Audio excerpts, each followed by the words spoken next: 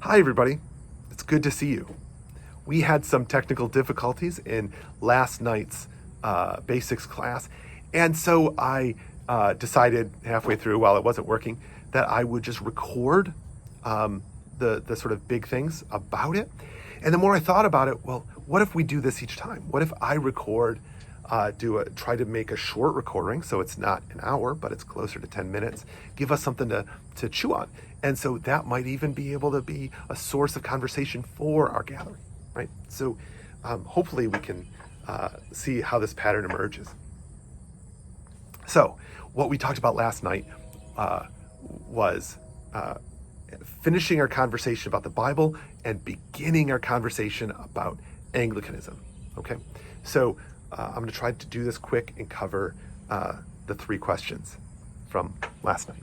The first question is, what are the Greek scriptures? Now, the Greek scriptures are also known as the New Testament. They are a collection of gospels and letters which help us connect with God through the person of Jesus. Now, there's a lot more that we can get into. Like, there's a lot more to what that means. But today, I want us to focus on what the heart of the Greek scripture is. The heart of it is gospels, which tell the story of Jesus and help us and learn the teachings of Jesus and let us participate as disciples in the ministry of Jesus. Right? And that is the centerpiece of the Gospels, of the New Testament. And then the bulk of the rest of the New Testament is letters. Letters almost always written by a person to a community. They're great. Why do we read what we read? And here there are three sub-questions. What is the canon? What is a lectionary? And can we add to what we read? I love these questions, and I hope you engage with some others about them, because this stuff I think is a lot of fun. So the Bible as we know it was not fixed as canon until just a few centuries ago, but it's been pretty much this for the better part of 1700 years. Right? So we have our Bible is the canon, meaning it is the authoritative holy scripture. And we have all agreed that this is what this is. However, there are minor differences. It's about 99% the same across all Christians. Now we have a Sunday lectionary. Moving on to the lectionary is what we use on Sunday, right? It's how we read the Bible. So we have a Sunday lectionary and a daily lectionary. The Sunday lectionary is described in the Book of Common Prayer in 1979. That's the one all Episcopalians would use. Since then, we've now joined with other churches in gathering around a common lectionary that we might all use, that we call the Revised Common Lectionary, which as of just a few years ago, we are now 100% on. Between the two lectionaries, you can read, if you were in church on Sunday, every Sunday, you've read about 35% of the Bible just by following the Revised Common Lectionary. So most of the Bible gets covered in church that way. The daily is even more efficient. You get even more of the Bible having read it on the 2-year cycle. That's a great question of whether or not we can add to what we read. Now, there are two pieces to that question, two responses to that question that I might invite us to think about. The first is, can we add to the canon? And the second is, can we add to the spiritual writing that is read in church liturgically? Now, using that second question first, aside from the most legalistic of thinkers, this is commonly accepted as plausible, that we can read other stuff in church, especially poetry for instance, right? And we most commonly use that already in weddings and funerals. People love to have a spiritual reading from poetry. And most of us accommodate some of that. Whether we accommodate it on a Sunday, I think that takes a lot more negotiation.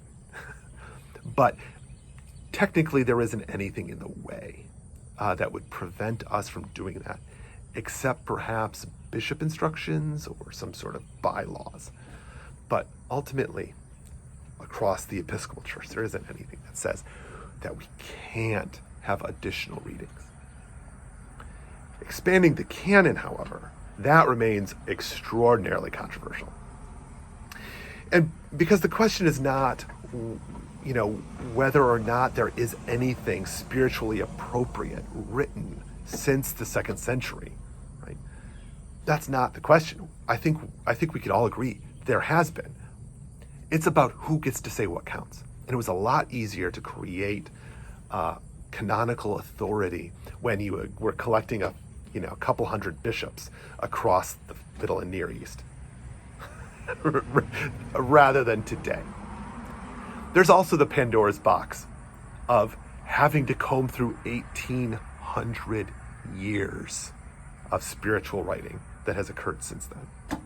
I mean, just imagine, the New Testament is mostly 200 years worth of material. Right? How great, what gets in, just that whole idea. It's a non-starter for most people. But it does beg the question about what it means that we've tied our horse to this idea of a closed canon. Now that's a good segue for us to get into what is the Episcopal Church. Now I'm going to invite you to pause in just a second when I put up the title card that says what the question is, because I'd like you to take a minute to think about this, because I think this is really important.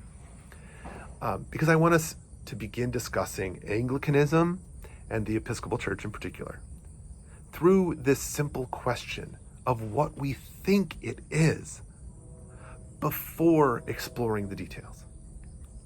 This gives us the chance to think unencumbered by the weight of too much tradition, theology, and history. Right? So just take a second. Pause the video. Maybe write on a piece of paper what you think is the Episcopal Church.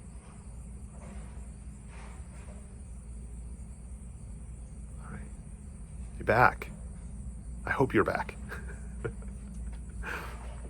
One of the challenges, right, to talk about the Episcopal Church, and we'll be talking about this. So this is what we're going to spend some good time talking about this over the next few weeks. We're going to dig into the tradition, theology, history, to help us better understand, and so that we can answer that question more thoroughly, and hopefully to be able to answer when somebody asks you, what's the Episcopal Church?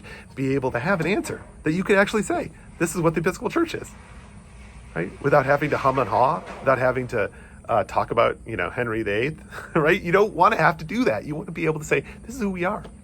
And one of the reasons that we struggle to do that is because of our unique history. So we'll talk, there's a reason we go to that stuff. Because the origin story explains not just who we are, but why other people don't understand it. Why it's hard to explain. And one of the principal reasons it's difficult is because that history is not founded on a theological conviction. It was you could argue it was. And maybe we'll have that argument next week. It wasn't founded on a theological conviction. It was founded to be a national church. And unlike other churches that became national churches because of conviction, we became a national church that developed conviction. Switching cart and horse has led us to a different outcome. And the best way there's a word that we use to describe what that is and why is an important phrase for us. It's called via media, which means the middle way. And the thing about the via media is that it's built as a bridge across a chasm, as a means of crossing and gathering between two isolated, polarized convictions. So its basic intention is to create the common space between primarily Protestantism and Roman Catholicism, so that we could be Catholic and Protestant at the same time.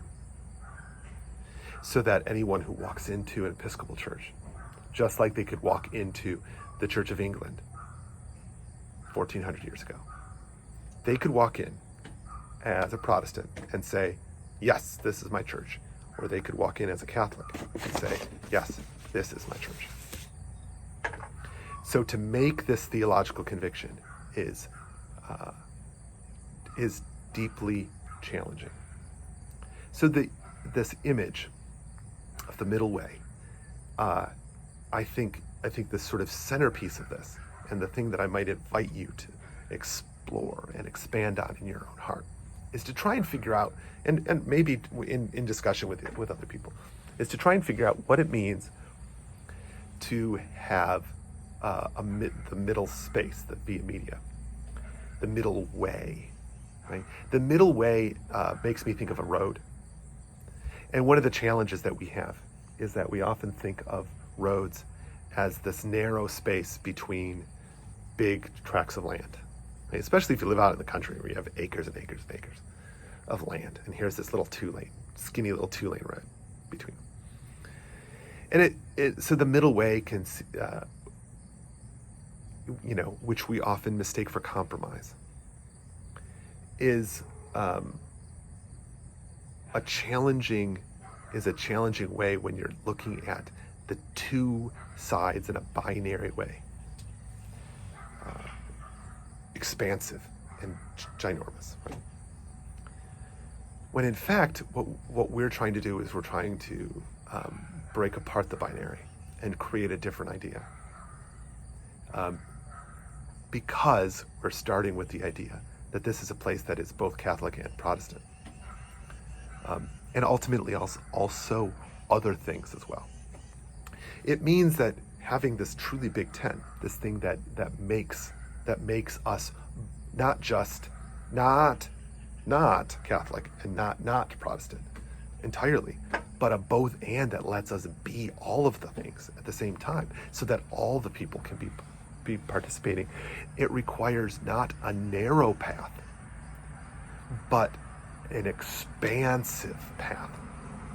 It requires us to accept and hold things that we're used to thinking of as being in tension with each other, two opposing things. I mean, think of playing tug of war, and you've got two sides, and you've got this rope, and we're used to seeing that tension. Now imagine placing both sides inside the parameters of the church, rather than placing the parameters of the church as a line between them. That's what we're talking about. So it's not a skinny lane road, it's a 14-lane superhighway, right? That includes almost everything. So, naming identity, naming who we are, and claiming that is difficult when what you're speaking to is a really inclusive space with a purposeful, inclusive character. And we become all of that, right? And it becomes difficult to explain who we are, right? So I think what we'll do is that in the next couple of weeks, we'll be able to have the material to be able to answer, and not definitively, but be able to give you some of a response that would be effective for you to be able to say, what is the Episcopal Church? And we can say, this is what it is, and feel good about it. Be well, and I will talk to you again soon.